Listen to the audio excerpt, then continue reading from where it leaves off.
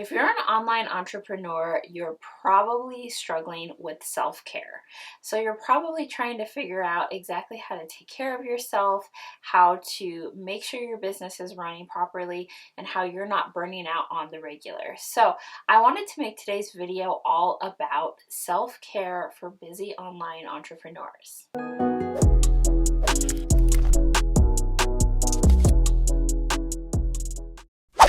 Welcome to my channel. If you guys aren't already part of my YouTube family, my name is Simone. I'm a business coach and I love self-care. I love trying to take care of myself. I'm a mom of one, and then there's one in my tummy right now, probably will be out by the time this video comes out. But I really truly believe that you can't have a business unless you're really taking care of yourself. You can have a business, but it's just going to be so much harder and it's going to be so much more stressful if you aren't taking breaks through the day, feeding yourself, watering yourself, treating yourself to things. It's not going to be as fun, that climb to the top, right? So I wanted to bring you 10 self-care tips for busy entrepreneurs because I know that this is such a problem. So many of us are caught up in the hustle mentality of always having to do, achieve, grow, do this, do that, and it's really exhausting. So I want to bring you some things that I do personally in order to practice self-care, things I recommend to do for my clients, because I really coach my clients on, yes, business strategy, but also how to live a well-rounded life so you're not burning out, so you're not super stressed out all the time, so you can spend time with your kids, right?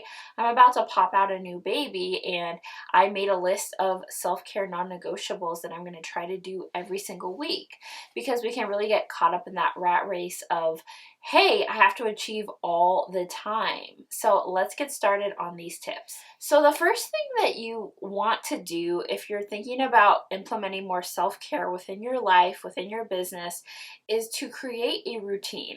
I really truly love doing a morning routine. My morning routine is not super strenuous. It's like very simple actually.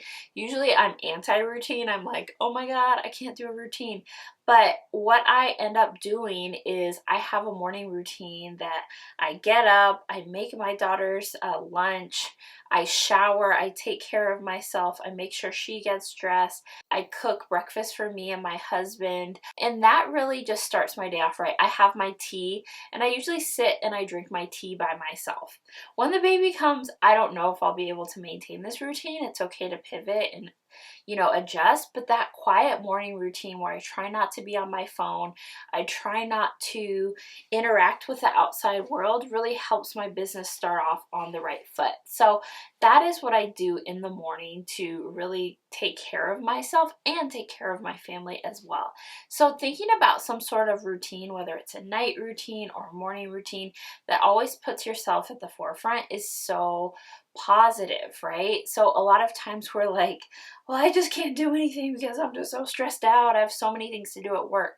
If you don't take care of yourself, if you don't make sure that you're okay, then your business is going to be very hard for your business to run. So taking that time to establish some sort of, even if it's a small routine, even if it's just waking up and reading part of your book, or waking up and putting on an audiobook, or waking up, putting on a guided meditation, that can be really helpful for just making yourself feel good. So I'm all about team feeling good. And I think that starting with a routine is a great way to start. Number 2, the second tip for self-care for busy entrepreneurs is definitely to outsource as much as you can. Outsourcing for me, it's a luxury, but then again, it's not, because I make money in my business. I reinvest it back into outsourcing. I have more time in the day to film. I have more time in the day to be with my kids.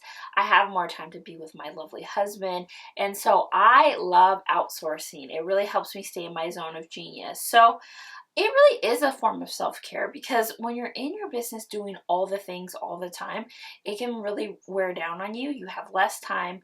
It's not as fun, right? So a lot of people ask me, well, when can I outsource in my business? You guys should definitely check out my previous videos on outsourcing, what I outsource, how to hire your first person to help you, a contractor, a virtual assistant, an OBM, an agency. Wherever you're at in your business, you can probably outsource, even if it's just a Fiverr or Upwork. I'm not a huge Upwork fan, but Fiverr can be a great place. Like if you're another YouTuber like me and you want to do YouTube, but you don't want to edit the videos, outsource it for $5–10, right? So it really is great to start thinking proactively about outsourcing, especially if you're in burnout mode. Like these tips are great for avoiding burnout and making sure that you're taking care of yourself the best way possible.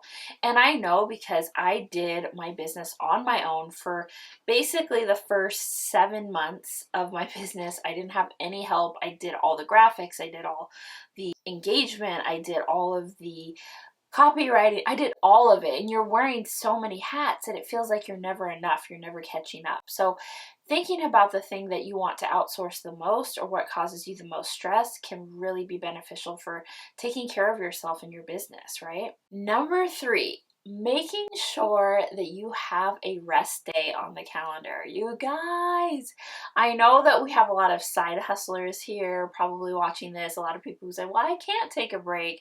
I can't have a rest day. You guys, taking care of yourself is essential in having one day, at least one day. I have multiple days usually that I don't work, and unless I'm in a really busy season like I am right now, trying to prepare for baby, trying to set up things for my maternity leave, which, do you really have a maternity leave when you run a business full time? Yes, you can, but I'm not going to get into that. So basically, I think it's so important, something that I've implemented, and you guys should check out my CEO schedule video because it's great, is having a rest day. So Fridays are typically my rest day. I'm filming today because I'm trying to cram it all in before I pop this baby out in the next few days, who knows when, but usually this day of the week is my rest day. I sit on the couch, I stay posted, I watch Dynasty, which is my new trash that I just adore. I watch Dynasty, I hang out, and I just veg out, and it feels so good. I take a nap, and I think it really helps my productivity because when Monday comes around, I'm like, let's get it, right? I've taken care of myself, I'm well rested, there's no bags under my eyes, and all of a sudden I just feel so much better, right? So really think about implementing a rest day, and I know it's hard, especially if you're an online entrepreneur who's on Instagram, Facebook, LinkedIn, and you always feel like you need to be on, but your leads and your business is going to run fine. Just make sure at the beginning of the week that you're scheduling out things. If you really feel like FOMO, I'm missing out, whatever, just schedule time ahead of time to schedule out your post, right? That's a form of self-care, is planning ahead. So number 4 is a really hard one for me. I'm not currently doing, but I will be doing about 6 weeks after I have my baby, is adding movement to your day. So I will be taking walks with the baby, things like that, but it's really important to add some sort of movement. Spend time away from your computer, put on a podcast or an audiobook, take a walk in your neighborhood. If you have a neighborhood, I hope you have a neighborhood, but take a walk down the street. Make sure that you're taking care of yourself because you guys, it is so essential that you are actively moving your body because we get this sedentary thing in our desk where we're just and we're just typing all the time, and it's not healthy. So taking care of yourself as a busy entrepreneur, avoiding burnout, I think is incredibly, I always say incredibly, but it's so important for your well-being and your mental health as well as your business. If you can't step away from your business, you're probably not running a great business. I mean, you're probably running a profitable business, or maybe you're not, but you're not really enjoying your life. So adding movement to your day, whether it's an online workout class because we're in COVID, if it's a walk down the street with your mask on, we're always trying to be safe. If you have a Peloton, you guys, drop below if you have a Peloton because we're thinking about getting one and I'm so excited. Like, I'm really excited. So yeah, like any form of movement that you can get will really make you feel better, and it will make your business thrive because you're working on goals that are not related to your business as well, right? We have to have a well-rounded life. Number 5 is setting boundaries within your business. Boundaries are self-care, you guys. Boundaries are self-care. So boundaries around when you take client calls, when you work with clients, your working hours, things like that. Obviously, we know as online entrepreneurs that sometimes we're working at 10 p.m. That happens, but if that's a regular occurrence, every single night feels like I have to do this, then we need to restructure our day to make sure that we're taking care of ourselves a little bit better. If you're working through lunch and you never see your kids, you never see your husband, you never see your friends, if you're single, then that is not taking care of yourself properly, right? So having boundaries around what you do. I have certain friends who say, I only eat lunch and I take an hour for lunch and I don't touch my phone, right? That's a great boundary. I have boundaries around clients. I don't usually answer unless it's super emergency. I usually don't answer clients after 8 p.m. And some people it's like after 6 p.m., right?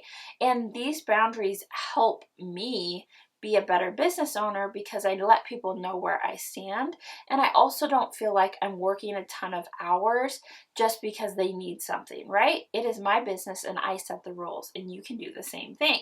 Setting boundaries is one of the hardest things in business, but it is so worth it, you guys. Also, like the time of day that I work, I usually don't start any calls until 10 o'clock, and then I end them at 3 because I need my morning routine, and I need a little bit of decompression time before I pick up my daughter from preschool. So having those are important. Also, having boundaries, taking care of yourself can mean turning down certain clients, you guys. You're an online entrepreneur and you feel like the only thing you need is income, but when you're attracting the wrong people and you're taking on clients that aren't a good fit, you're actually not taking care of yourself, and especially not taking care of your mental health. Because when you know they're a bad fit and they're not doing anything, it can be really hard to love your business and feel like you're doing the right thing. So be very mindful of the boundaries you're putting in place and making sure you're asking the right questions before you sign on a client who might be an energy suck or a drain in your life and that you don't enjoy talking to them. Luckily, right now, I love all of my clients and they all bring me so much joy, but I've had times where certain clients, I'm like, I don't want to get on the phone with them, because they are energy vampires. So that's something to think about too, is keeping those boundaries solid and only taking on clients that really vibe and align with you. Number 6, so I feel like this goes without saying, but I have to say it, is breaks are non-negotiable. Breaks are non-negotiable. That means that you need to take breaks in your business. That means at 2 p.m., maybe you need to set a self timer, maybe you need to do something, but you need to take breaks in your business. I am so terrible sometimes. I want to work through, I'm like, okay, I have 10, and then I want to work till 12, and then I want to take a lunch break, but then I end up starting work at 12, and then I work to 2 o'clock, and then I'm starving. So I struggle with this as well, but in order to be the most well-rounded person, the happiest person, feeling good, then I need to take breaks. So even if it's 15 minutes to go grab a snack, even if it's just refilling your water bottle, even if you just want to jump on Instagram for a second, don't do this too much because Instagram can suck you in, but taking those breaks are so important to the psyche of you and being the best business owner that you can be, right? Because if you're taking breaks, you're enjoying the outside world. We started our businesses, especially if you're a full-time entrepreneur, you started your business for freedom. And if you're still working 8 to 10 hours a day and you're not taking any breaks, you might as well be back at your 9-to-5 job. So take the breaks. Know also, hey, what if you're burnt out today and you're producing terrible work, you can't get into your content creation groove? Give yourself a freaking break. Take the afternoon off. Turn on Real Housewives. Like, really make sure that you're paying attention and listening to your body. What does your body need right now? Do that thing, okay? This is how you avoid burnout as an entrepreneur. So make sure that you're really taking those breaks and taking care of yourself. Please do that. So number 7 is making sure that you are scheduling in self-care time. I'm talking about if you're able to go get a pedicure, schedule in a pedicure. Something I do is like right now I can't because I'm super pregnant and I'm gonna give birth, but usually I schedule in a few weeks in advance my pedicure, my manicure, and I work around that, right? Because I know if I don't schedule it, it'll never get done, right? I have time this afternoon, I'm gonna paint my toes and I'm gonna maybe do my own shellac manicure. But I think it's really important that you put the time on your calendar and don't move it around. Have Monday be your day that you catch up on laundry. Self-care isn't just about bubble baths and face masks and things like that. It's doing things like making sure your bills are paid on time, making sure that you are showing up for the things that you need to do, that you're doing your laundry, that you're cooking, things like that, that you're feeding yourself.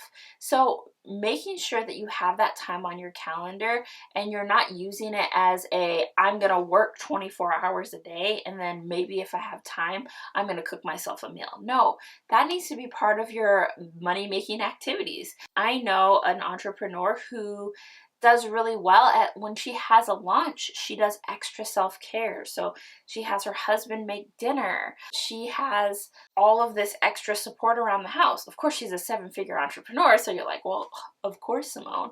But she's very mindful about that, not to pile on extra stuff, right?